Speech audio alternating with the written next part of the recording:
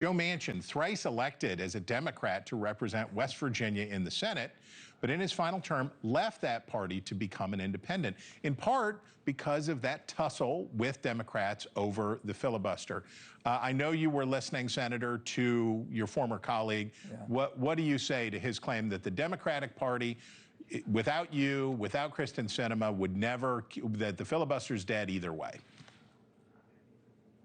Well, Chris, first of all, it's good to be with you. As a fellow West Virginian, it's always good to see you and be with you. But let me just say, Ron's my friend, okay? And he's fiscally responsible. I can tell you, I worked with him so many things on the fiscal conditions of our country, and I enjoyed that. We have a difference here. But Ron, I would say they have to understand the filibuster was designed by our founding fathers basically to cool off the hot piece of legislation that comes from the House. House rules on basically simple majority. So right now, out of 435 members of Congress, 218 controls everything. Mm-hmm. Now, with the Senate, we always have a cloture vote. It took a 60-vote threshold. But it always started out that the Senate was designed to cool things off. It gives the minority a chance to participate. That's all, to hear from the minority, which makes us the most deliberate, unusual body in the world. Because when we pass legislation, Chris, it's hard. It's even harder to get rid of it. So the bottom line is we had stability. We had predictability in the world. So that's why it's the soul of the Senate.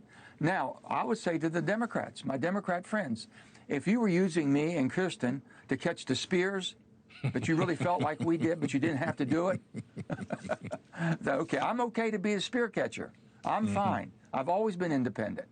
But now, stand up. You need at least 10 or at least 5 Democrats right now to sign a pledge that we will not, absolutely, under no way, shape, or form, will we vote to get rid.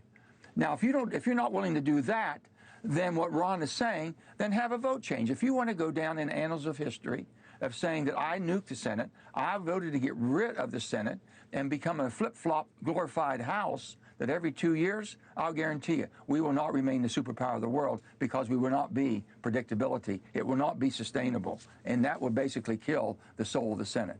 So there's an argument that Republicans can't make right now against the filibuster, but it basically holds that since the separation of powers has failed and Congress doesn't stand up for itself and it just goes along party lines, whoever is in the White House, if they're just going to toe the line, that if there was no filibuster, the Senate could do more, move more legislation, and start to re-exert congressional authority. What about that argument?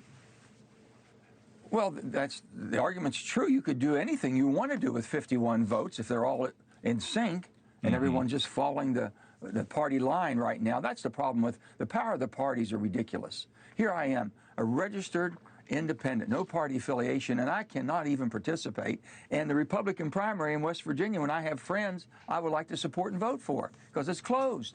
There's over 30 million of us who are registered, no party affiliation. We have no voice whatsoever. We are basically shunned out of the whole system. You're gonna love what we do later. We got a whole thing on that. You were reading out of the same hymnal. I like that. I have to ask you because before we run out of time. Hey, Chris, let me go ahead, real quick. Yeah, let me just go ahead. You go ahead. No, go ahead. Well, I got to talk to you about this confirmation process business. I want you to listen to this. You've heard it, but listen again. Okay. You told the media that I was a freaking snake, and that you completely understood why I had been assaulted. I'm not apologizing for pointing out your character. Good. So you're jolly well fine, and you want the American public and the people up here to vote that may or may not vote for you to know that you supported the felonious, violent attack on me from behind. I did not say I supported it. I said I understood it. Your former colleagues debated whether dueling was still legal. I think I get why you may be glad not to be in the Senate anymore. Take us behind that. What's that all about? Well, first of all, both of those are my friends. And Mark Wayne I've traveled with before, and Rand is from my neighbor state of Kentucky, so we know each other very well. People get hot and it gets a little bit hot and tight at times, and people say things maybe they shouldn't say and didn't want to say, but it comes out. You know, what I would do is take them down to the boat, my boat, Almost Heaven, and have dinner with them and have maybe a glass of wine or a bottle of beer, and let's sit down and work this out. They have to. There's no one taking time to get together. That's the problem. You're able to say things. It's easy to walk away from someone you don't know, someone that you don't have a relationship with. It's hard to say no to your friends. They've got to build relationships, and especially within their own caucus. But I'm saying even across party lines, that's what's missing. And the parties, like I said, have so much control. Back to the whole thing that we've talked about, and also the ICE agents. You know, the ICE agents have a chance, if the president's determined to send them in on Monday, they have a chance, and Tom Homan is a good man. I know Tom for a long time. He's a good person. Tom, they have a chance to repackage themselves, rebrand them. Go in there, nice looking, clean shaven, yes ma'am, no ma'am, let us help you here. And there they can basically put a whole new face to ICE. But if this administration will look at how do we fix the immigration policy, look at the one that we did back in 2013. You know, right there we had 68 votes in the Senate. It wouldn't have this problem right now. The people that came here the wrong way for the right reason, to provide for their family, they've been contributing, give them a pathway forward, put them in the back of the line, let them work their way forward. They didn't commit any crimes, and then go after. You don't have to have paramilitary to go after the criminals.